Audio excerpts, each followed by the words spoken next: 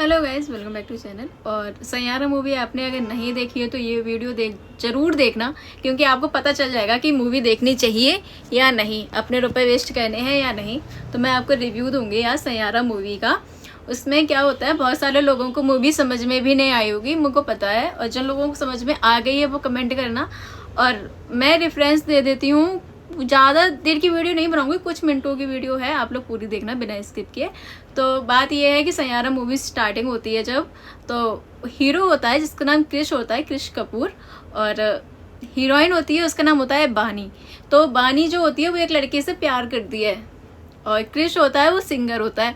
तो ये बानी और क्रिश कहीं जाते हैं जहाँ मतलब इन लोगों का इंटरव्यू होना होता है, मतलब वो देखने, जैसे एक्चुअली मान लो जैसे आज की 2 मूवी है ना, बहुत ज़्यादा उससे मिलती जुलती सिमिलर मूवी है, ये मान लो।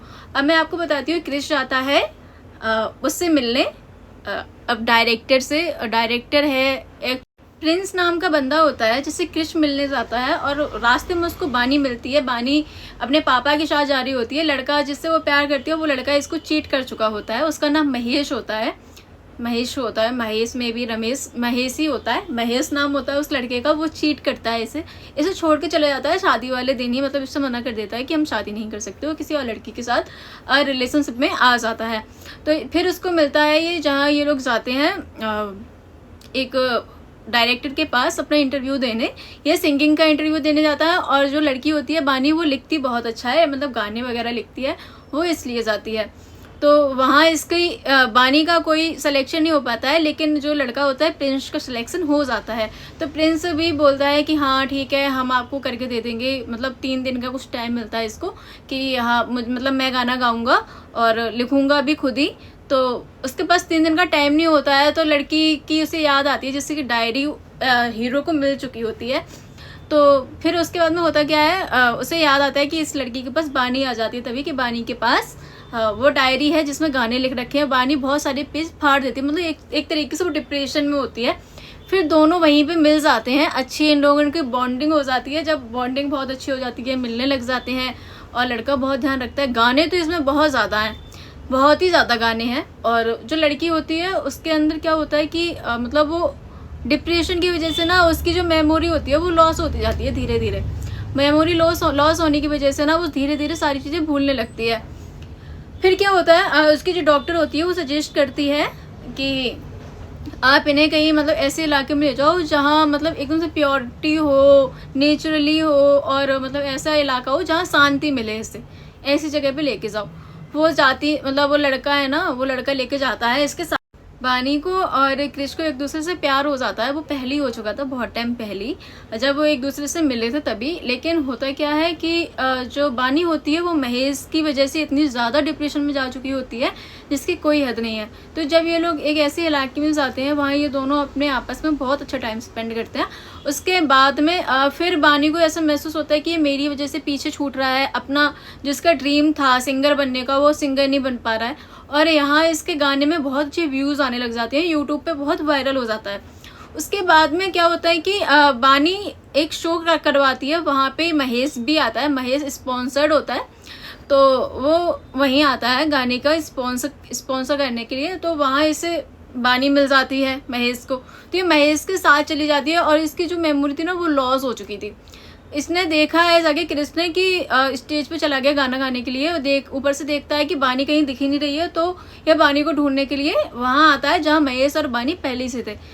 महेश बानी के साथ फिजिकल होने की कोशिश करता है, इतने में क्रिश आ जाता है। क्रिश उसको बहुत मारता है महेश को, और फिर उसके बाद महेश वहाँ से भाग जाता है, और ये बानी को लेके फिर वहीं चले जाता। बानी इसके चाकू मार देती है क्रिश के कि मैं महेश से प्यार करती हूँ, तुम भाग जाओ यहाँ से। सबसे ज़्यादा इमोशनल सीन यही है। फिर जब ये वहाँ जाते हैं तो बानी फिर पूरा सब कुछ भूल चुकी होती है कि मतलब ऐसे उसने चाकू मारा था और महेश आया था, सब कुछ भूल चुकी होती है। फिर उसके बाद में दोनों आराम से मतलब रहते हैं। फिर एक दिन बानी को ये लगता है कि इसकी वजह से वो सारी चीज़ें मतलब खो दे रहा है अपनी, तो बानी वहाँ से भाग जाती है, गायब हो जाती है एक्चुअल में।